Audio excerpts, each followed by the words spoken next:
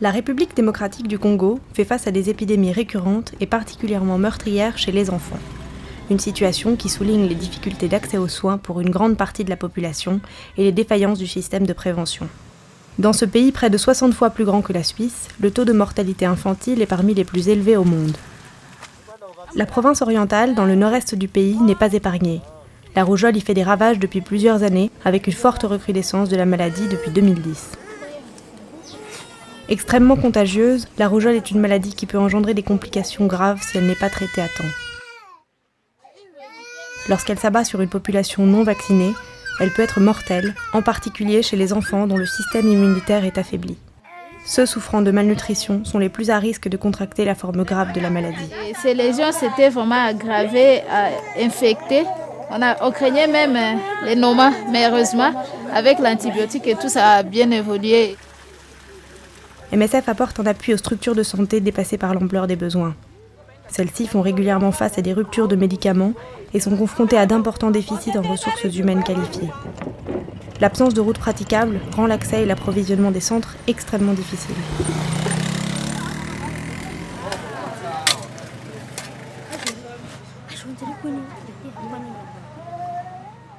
Si on ne veut pas traîner ici pendant des mois à faire une prise en charge des cas de rougeole, il faut la prise en charge curative, donc les traitements, mais aussi préventif, qui est donc la vaccination.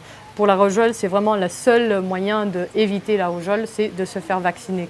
MSF a donc proposé de faire une vaccination à travers la zone de santé pour la population le plus à risque, qui sont donc les enfants de 6 mois jusqu'à 10 ans. Dans l'aire de santé de Nizi, les équipes mettent tout en œuvre pour prendre en charge les patients et vacciner les enfants pour éviter la propagation de la maladie. La vaccination est l'activité la plus efficace pour protéger les populations contre la rougeole. Il s'agit d'une activité essentielle pour MSF, qui organise des campagnes de vaccination préventive ou en réponse aux épidémies. Le vaccin contre la rougeole est très efficace et bon marché, et protège de la maladie après une dose unique. Pourtant, dans des pays comme la RDC, des centaines de milliers d'enfants n'ont jamais été vaccinés et continuent de mourir d'une maladie dont il est pourtant si facile de se prémunir. On est maintenant au 3e jour de vaccination. C'est une vaccination qui est planifiée sur à peu près 10 jours. Et on a vacciné dans les premiers 2 jours à peu près 10 000 personnes. En 10 jours, plus de 31 000 enfants ont été vaccinés contre la rougeole à Nizi, sur plusieurs sites de vaccination.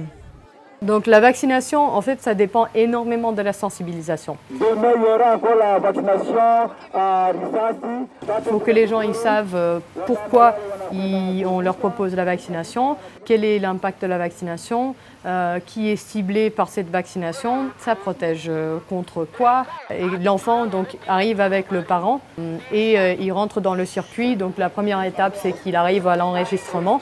Là, il reçoit sa carte de vaccination sur laquelle on écrit son nom, son âge, le sexe et son lieu de provenance. Donc l'enfant, il se fait son périmètre brachial, on enregistre, il passe à la vaccination. Là, il y a 3 personnes qui sont là. Tu as 2 préparateurs qui préparent le vaccin, qui le constituent, préparent l'aiguille qui passe au vaccinateur. Et le vaccinateur, il pique, il injecte le vaccin. En 2013, environ 33 000 patients ont été traités et 280 000 ont été vaccinés contre la rougeole en province orientale.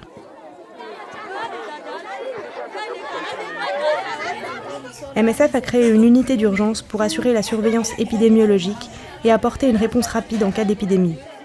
Cette équipe couvre 60 des 83 zones de santé de la province. L'organisation poursuit la vaccination et la prise en charge des patients, y compris ceux nécessitant des soins intensifs. Elle appuie les structures de santé, forme le personnel local, sensibilise les populations sur la gratuité des soins et organise le transfert des patients gravement malades vers les structures hospitalières les plus proches.